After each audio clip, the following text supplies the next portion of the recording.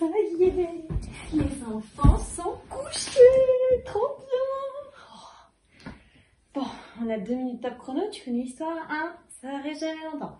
Alors ta journée s'est passée comment? Bien? Ouin, ouin, ouin. Bon, bah merci, c'était sympa. Je t'aime mon amour. Allez, à dans une semaine.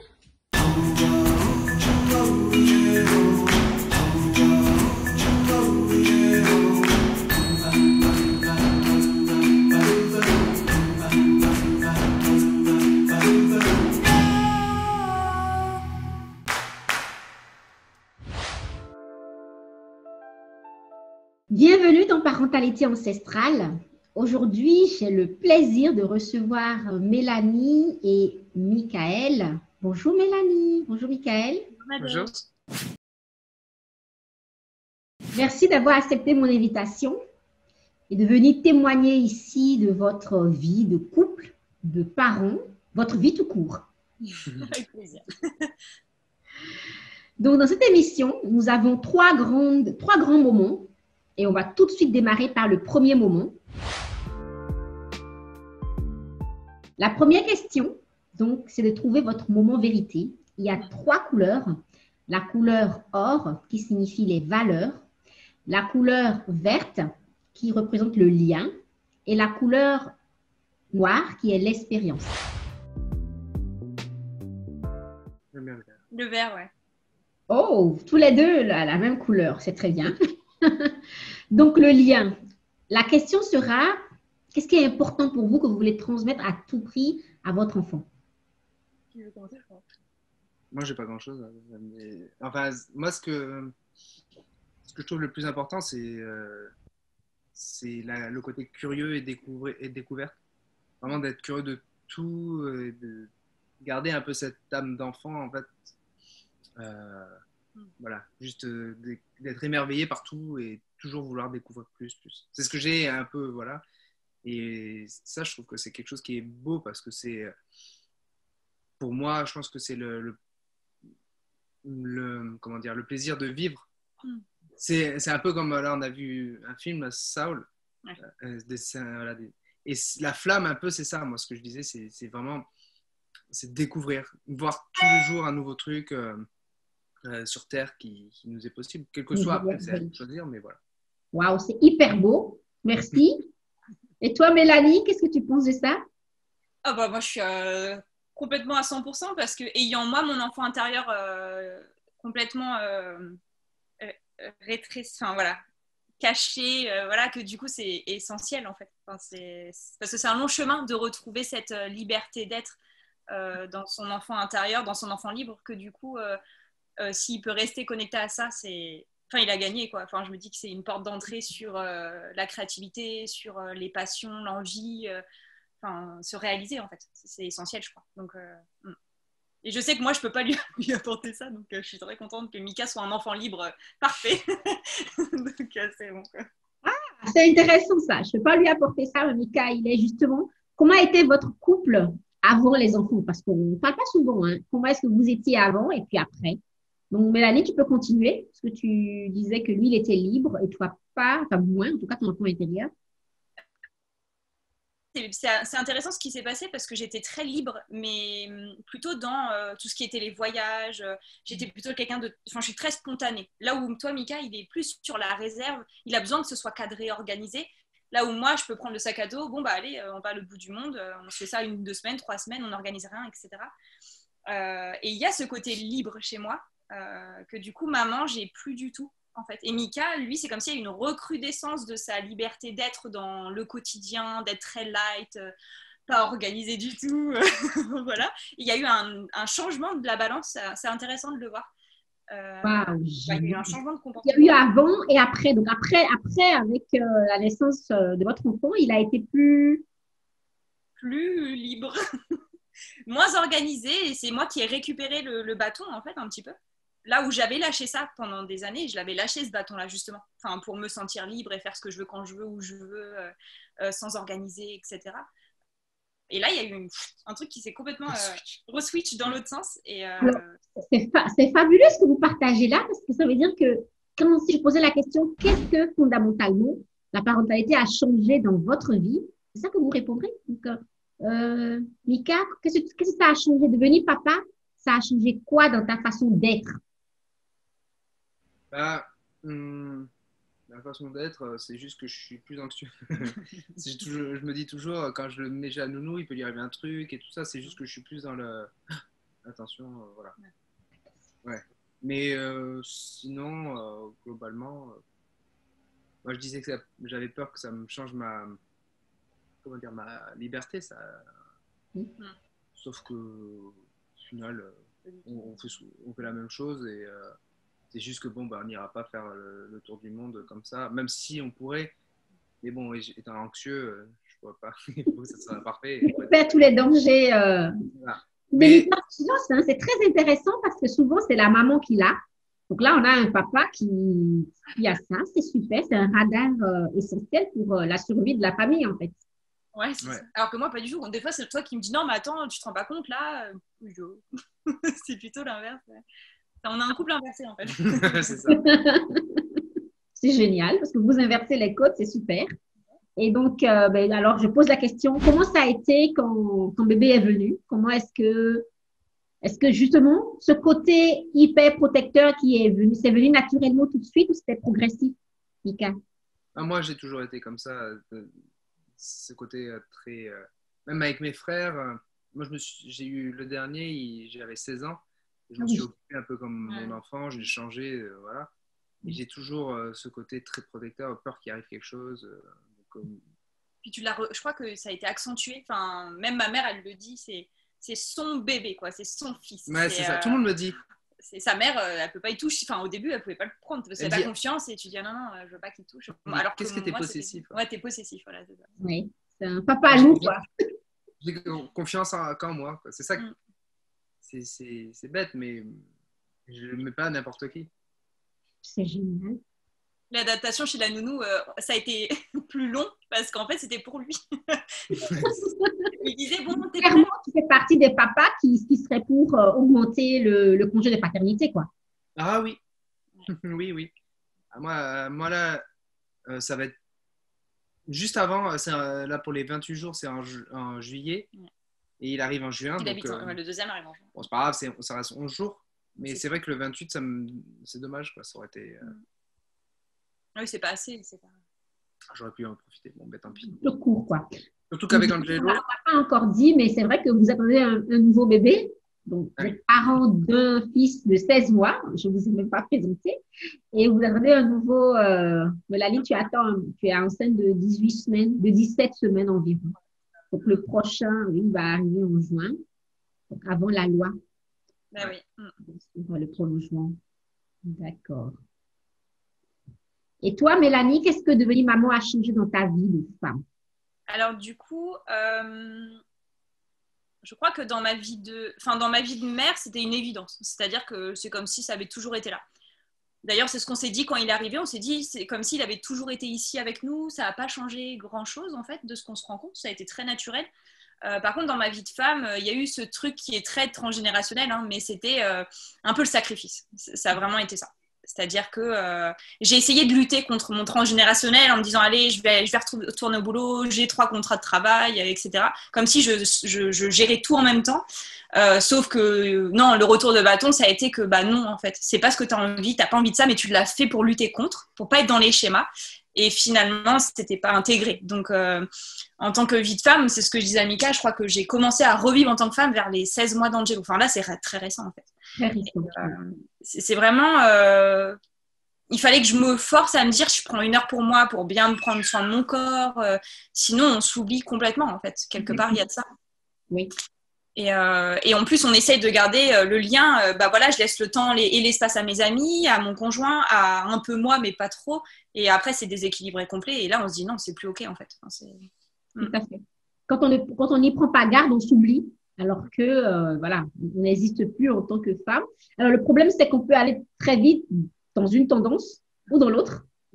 L'équilibre, c'est toujours le plus délicat à trouver, un juste équilibre entre sa vie de femme qui nourrit la vie de mère.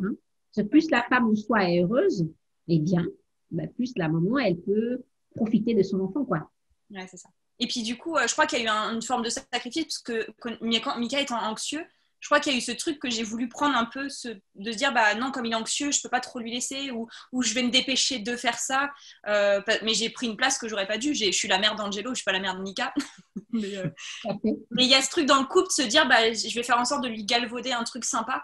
Et c'était pas si juste finalement. Ouais. Merci d'évoquer ça. C'est un sujet dont j'ai prévu une vidéo spéciale où je parlerai de ça parce que le problème, c'est que très souvent, les femmes d'aujourd'hui, on se plaint que les hommes ne prennent pas leur place, mais on ne leur permet pas toujours de le prendre. Et aussi, on veut, parce qu'on voilà, on estime qu'on n'a pas confiance, on a peur que ça les saoule, on a peur qu'ils ne fassent pas ce qu'il faut faire. Mais surtout, comme tu dis, on veut leur éviter une surcharge de travail. Donc, c'est terrible. Et en même temps, on se plaint, évidemment, hein. On passe cette place-là. Donc, c'est très, très complexe. Et moi, je suis toujours émerveillée de voir des papas comme Mika qui, naturellement, prennent leur place de papa.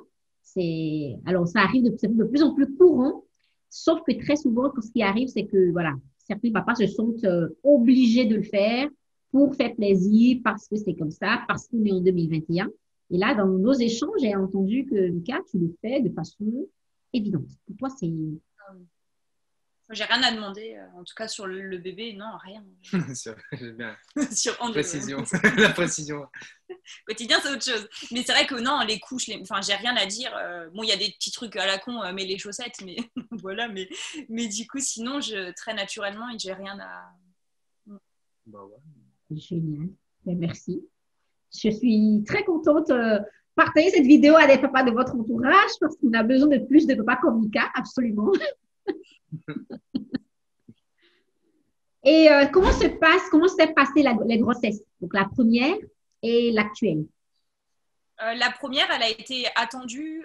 En fait, c'est comme si depuis toute petite, j'attendais ça en fait. Donc, j'avais fait mon travail thérapeutique pour enlever les casseroles au maximum, préparer mon corps un an avant. Enfin, ça a été très naturel. Donc, c'était très attendu. Quand Angelo était là, il y a eu beaucoup de peur, je pense, et d'angoisse que je cachais. Parce que j'avais peur de ne pas aller au terme de cette grossesse, parce que j'ai la maladie de Lyme. Donc, du coup, il y avait beaucoup aussi de choses qui tournaient autour de ça. Donc, pour pas me plonger dans mes angoisses, je pense que j'ai aussi beaucoup fait de choses, en fait, à côté. Pour pas être brigadée sur moi et du coup voir ça, en fait. C'était un peu ça l'idée. Mais du coup, j'ai été très vite en connexion avec Angelo. C'était une évidence. C'est-à-dire que, étant thérapeute, quand je faisais encore mes soins, il participait aux soins parce qu'il a cette énergie-là. Donc voilà. Donc très tôt, j'ai dû m'arrêter aussi parce que j'arrivais pas à lui poser le cadre de là, c'est pas ta place. Donc j'ai aussi appris à me dire, oh tiens, là, j'ai une énergie qui est forte, qui descend. Ça peut pas être simple tous les jours. Mais du coup, cette grossesse, elle a été très fluide, très naturelle. Ouais, enfin, j'ai eu mal nulle part, ça s'est très bien passé. Après, moi, c'était une césarienne programmée par rapport. Ouais, les nausées, bon, ça, voilà. Mais c'est passé. Bon, il est pas mal, hein. J'en ai eu pas mal, mais c'est pas comme celle-là, en fait. C'est-à-dire que la première, limite, j'acceptais ça parce que je le voulais, en fait. Donc, c'était OK. Et cette césar programmée, par contre, j'ai eu l'impression un peu de perdre mon pouvoir quelque part. J'ai ce sentiment-là aujourd'hui. Donc, surtout que c'était pour une question neuro. Mais finalement, aujourd'hui, on peut me laisser faire ça parce que je me suis battue pour qu'on me laisse tranquille. Mais il y a comme un non abouti, en fait, si je puis dire. Tu as ce sentiment que la première grossesse, le premier, en tout cas, enfantement n'a pas été… Voilà, tu t'es laissé… on a pris du pouvoir sur toi. Tu t'es laissé entraîner sur un chemin qui… Et tu as pu faire la paix maintenant avec ça, avec l'enfantement d'Angelo? Je pense pas parce que du coup, là, pour cette deuxième grossesse, comme je suis sur ce chemin du sacré, je sens qu'il y a eu des énormes blocages parce que ça, c'était pas fini en fait. Parce que j'ai pas pardonné encore, je suis encore dans la culpabilité. Même là, pour ce deuxième, quand je suis beaucoup sur le sacré, je me dis, mais c'est culpabilisant pour Angelo parce que je l'ai pas fait ça. Mais en même temps, j'en étais là où j'en étais. Et c'est son chemin à lui, il l'avait choisi ça. Donc ça, c'est OK pour moi, mais là-haut, ça bug encore. Ça redescend pas totalement. Mais du coup, pour cette deuxième grossesse, c'est complètement différent parce qu'il n'était pas prévu. C'était pas dans mes plans. Donc quand on est contrôlant, c'est… Oui. J'ai vu Mika qui acquiesce, hein, donc il dit que tu es contrôlante. Ah oui. Je vais régler les comptes après la vidéo, quand on aura terminé. je le suis aussi. Donc. Ouais. Mais évidemment, hein, quand on est un peu anxieux, c'est vrai qu'on essaie de protéger. C'est évident. Donc, cette deuxième grossesse, j'ai été très malade par contre jusqu'à il n'y a pas si longtemps. Mais du coup, ça me renforçait l'idée que j'en voulais pas en fait. Et quand j'ai commencé à vraiment faire le nettoyage énergétique de tout ce qui devait être nettoyé, etc., là, ça y est, je peux plonger dans le sacré. Je lui dis même à Mika, et pourquoi pas un troisième alors que c'était non catégorique. Enfin, c'est que ça bouge, quoi. On va voir. Hein. bon, il n'a pas encore digéré le deuxième. Et Ouais. Non, mais dans l'idée. Après, moi, le deuxième, c'était vraiment moi qui. Oui, c'est lui qui a mis le. Ouais. d'accord. Tu vois, peut-être qu'il a fait une demande à l'univers qui. Ah ouais, moi, c'est direct. Hein. J'ai demandé 2 mois après, bim. Alors que moi, dans ma croyance, j'en aurais pas de deuxième en fait. Parce que je pense. Déjà, le premier, c'était un miracle que je sois enceinte comme ça aussi rapidement. Et dans ma tête, j'avais la croyance que j'aurais pas un deuxième aussi facilement. Donc c'est vrai que. Je me suis dit. Voilà. Mais c'est un bébé miracle qui est là. Bah oui, pour le coup, oui, là, c'est clair oui, que. là. Ouais. Donc, Mais justement, on va arriver. Vous parlez, j'ai entendu plusieurs fois tu as parlé du fait de thérapie, de soins énergétiques. Et tu peux nous dire un peu ce que tu fais comme travail? Alors du coup, là pour le coup, moi j'ai plutôt pris un courant chamanique. Donc l'idée c'est vraiment d'aller voyager un peu dans tous les mondes en fait dans lequel on vit, mais qu'on ne perçoit pas forcément toujours, pour venir nettoyer tout ce qui est mes lignées transgénérationnelles, pour venir nettoyer les traumas karmiques que je peux avoir aussi, récupérer les traumas de petite fille, etc. Donc l'idée c'est vraiment de pouvoir enlever tout doucement les couches en trop en fait. Pour revenir à l'être pur en fait, c'est vraiment cet être qui est là et qui tape à la porte depuis déjà des années. Ça fait déjà 6 ans que je suis en travail thérapeutique, j'ai essayé des soins quantiques, j'ai vraiment fait plein de trucs. Voilà. Et là voilà, je suis vraiment sur du chamanique qui nous permet d'ailleurs Enfin, c'est quelque chose de très naturel en fait, c'est comme si ça a toujours été là en nous, donc c'est naturel pour moi d'y aller, mais donc voilà quoi. Ouais. Wow. Merci. Et comment est-ce qu'on vit, finalement, comment tu vis cette grossesse qui est une grossesse chamanique que tu vis là? Oui, c'est ça. Ma chamane, elle dit, mais c'est un processus chamanique en soi, donc c'est pas grave si tu fais pas les enseignements, ça en est un en fait, en lui-même. Je crois qu'on apprend à coopérer ensemble. On est en train de co-créer en fait. Parce que j'ai cette sensation qu'avec Angelo, il y avait un truc d'union qui était là, c'était l'unicité pure qui était là. Là, je sens que déjà son énergie est très forte. Là, je sens que voilà. Je sens j'apprends à poser mon cadre et mes limites. Je lui laisse cet espace. D'ailleurs, Angelo, mon ventre est sorti à 6 mois. Là, il est sorti beaucoup plus tôt. Il prend sa place. Et je sens que j'ai besoin, moi, de dire, OK, là, je suis disponible, mais attention, j'apprends peut-être davantage à poser mon cadre, mon territoire. Mais voilà, c'est dans l'amour, ça c'est... Voilà, ça c'est oui. Mais du coup, c'est lui qui vient me chercher. Je le sens, il vient me chercher un peu plus. Il fait coucou, c'est moi, je suis là. Enfin, donc, et je crois qu'il y a quelque chose de comment je trouve l'équilibre avec Angelo. Parce que, on le fait parler à son petit frère. Voilà. C'est comme si j'étais à une grossesse à 3, en fait. C'est difficile à le décrire, mais je peux pas penser qu'à Léo. C'est aussi, bah non, regarde Angelo, on est ensemble, on est tous les 3 là. Mon papa, c'est différent, mais voilà. Ah, quand même. C'est ça. Justement, Mika, comment tu vis cette grossesse et tout ce que Mélanie traverse? Je sais pas. Comment dire, ça se fait tout seul en fait. Des fois, j'oublie, on dirait qu'elle est enceinte. C'est pas comme la première. Mais là, ce qui m'est venu quand vous parliez, c'était que en fait, je me demande, Angelo, il est beaucoup plus lié à moi. Il a tendance à beaucoup plus m'énerver sur beaucoup de points. C'est ce qui me renvoie à ce que je devais être ou comment j'étais. Et donc voilà. Et peut-être que celui-là, il est plutôt lié à Mélanie, du coup. Même dans la lignée, je le sens. Donc du coup, c'est peut-être pour ça. Parce que c'est vrai qu'Angelo, je lui parlais même dans le ventre. Bon, peut-être pas énormément, voilà. Mais je sais pas. Il y avait un lien. Alors que le premier, j'étais pas prêt. Moi, psychologiquement, j'ai fait des crises d'angoisse, limite. T'es sûr que tu veux le garder? Ouais, c'est ça. Et ça a été dur pour moi de l'accepter. Alors que celui-là, je le voulais, mais au final, c'est comme si... je le voyais pas. Enfin, pas je le voyais pas, mais que ouais, j'étais Il y a pas un petit attention. peu Il y a âgé plein de- qui se dit- Pardon. Il arrive parfois que les papas, ils ne ressentent la présence de l'enfant que quand il est là. Ou alors quand il commence à bouger dans le ventre. Parce que là, bon, il ne bouge pas encore, si. Ah, Mais la si, vie- depuis longtemps, hein, ouais. Ouais, c'est léger, mais on le sent, oui. Ça, tu le sens. Oui, mais la femme qui porte le sent beaucoup plus que le papa. Et vous avez entrepris de faire une grossesse, de faire un accompagnement particulier pendant cette grossesse ou pas?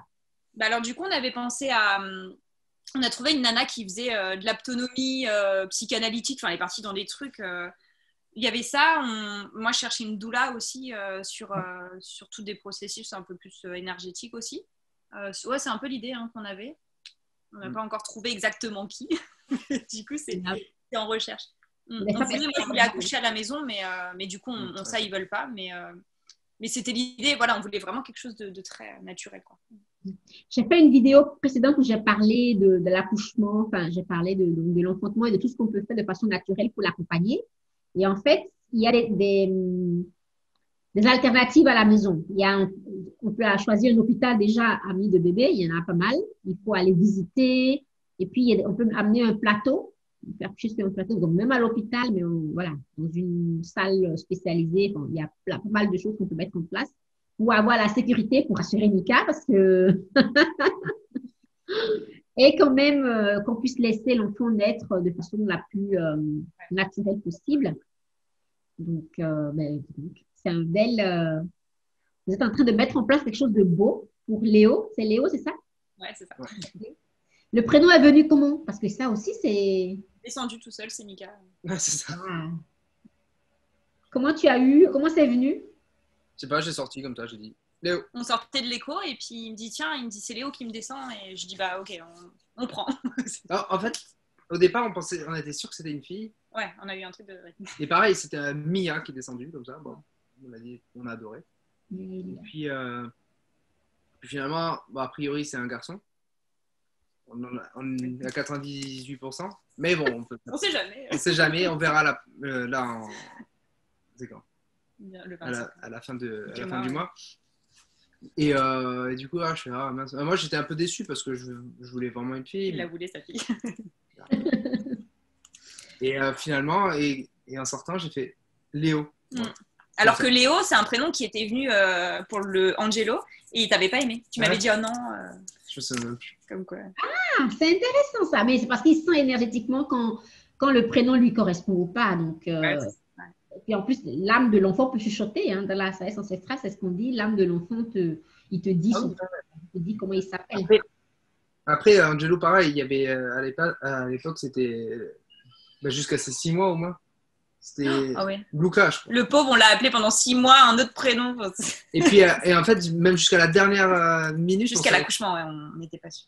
Moi, quand on m'a demandé le prénom, je ne savais pas. Elle me dit, vous avez une idée? Je ne sais pas. On l'appelait Kirikou. Kirikou. Je dis comme ça, moi. Ça m'a détendu. Et ouais, on a choisi Léo à la maternité, en fait. Et au final, ouais, Angelo. Il s'est réveillé. Ben voilà, il avait envie d'assister. Mais si vous voulez si l'un de vous veut aller le chercher, c'est OK. Non, il est avec sa grand-mère, c'est bon. Ah oui, d'accord. Qu'est-ce que tu dirais à un futur papa qui, comme toi, ressentait énormément de « Oh non, pas maintenant. Pas maintenant. » Qu'est-ce que tu vas lui dire? J'ai pas grand-chose à dire. Moi, là où ça m'a vraiment fait le switch, on va dire, ça a commencé à l'écho quand on voit vraiment les choses.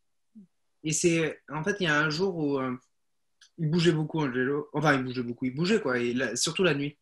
Et une fois, je crois qu'il devait être c'est aux alentours des 6 mois, dans le ventre, quand il bougeait plus.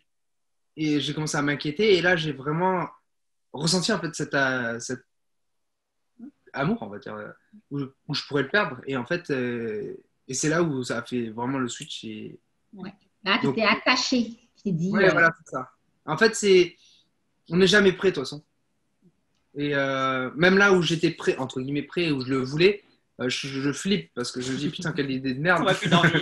Voilà, mais au final, on n'est jamais prêt de toute façon, donc ça sert à rien de se dire parce que si on se dit je vais attendre d'être prêt, on aura à 50 ans, au final on se dit c'est fini. Il y aura toujours un truc en fait. Ouais. Donc mieux vaut être angoissé. Moi au final j'étais angoissé 3 mois, 4 mois, pour qu'au final je le regrette pas. Oui bon, c'est pas facile tous les jours, mais quand le matin il se réveille, il m'appelle, il fait ah, papa. Et voilà, c'est un plaisir, je suis très content. Et quand le soir je rentre pour aller le voir, voilà, je suis heureuse. Tu vois. Ou quand il dort, c'est bien, on va le réveiller. Ouais, quand il dort. Alors il nous a saoulés toute la journée, et le soir je dis, on parle de lui, on rigole de ce qu'il dit, la façon dont il dit les choses et tout. Et puis ça fait un truc et je fais ah viens, on va le réveiller. Et voilà, c'est sûr que ça fait ça, c'est un gros chamboulement dans le sens où voilà, il y a un autre petit, il faut s'en occuper, mais c'est pas un changement de vie radical. Je trouve pas que ça a changé ma façon de vivre. Bon, en effet, je joue pas peut-être aux jeux vidéo toute la journée, toute la nuit, voilà, parce que bon, c'est plus possible. Mais c'est d'autres responsabilités. Mais globalement, je me suis pas senti freiné dans mes envies ou quoi que ce soit. Merci beaucoup. Ça, c'est vraiment un partage très important qui me touche particulièrement. Parce qu'en fait, dans la sagesse ancestrale, ce n'est pas nous qui arrêtons notre vie pour l'enfant. L'enfant s'adapte à notre vie. Et c'est important de faire ça. Donc, comme tout à l'heure, tu parlais de sacrifice, d'arrêter de se sacrifier pour les enfants. Si je suis chanteuse, mon enfant m'accompagne naturellement dans mes tournées et dans mes sorties. C'est un enfant de chanteuse. Si je suis, je ne sais pas, berger au fin fond de je ne sais pas où, mon enfant, il s'adapte à ma vie de berger. C'est l'enfant qui s'adapte et pas l'inverse. Donc, c'est vraiment aussi quelque chose, une croyance toxique de notre société moderne, parfois où on s'adapte trop à l'enfant. Donc, évidemment, il faut lui faire de la place dans le cœur surtout, un petit peu, mais sans plus, c'est tout. C'est l'enfant qui s'adapte à notre vie, à notre façon d'être et de vivre. Et ça devait être naturel, quoi. Donc, merci. Et toi, Mélanie, qu'est-ce que tu ferais différemment? Qu'est-ce que tu pourrais dire, justement, peut-être, à la maman d'Angelo, donc à la Mélanie que tu as été? Je dirais peut-être de prendre plus le temps. C'est-à-dire qu'il y a une possibilité de trouver d'autres aménagements, en fait. C'est-à-dire que j'aurais pu ne pas retourner travailler tout de suite et d'accepter le fait que je peux être maman au foyer pendant un temps et que c'est pas grave. Peut-être ça, en fait. C'est-à-dire lui dire, peut-être prendre plus le temps de pas te mettre des croyances en tête, de fois aller bosser. L'argent, on se débrouillera. Enfin, c'est peut-être un peu ça.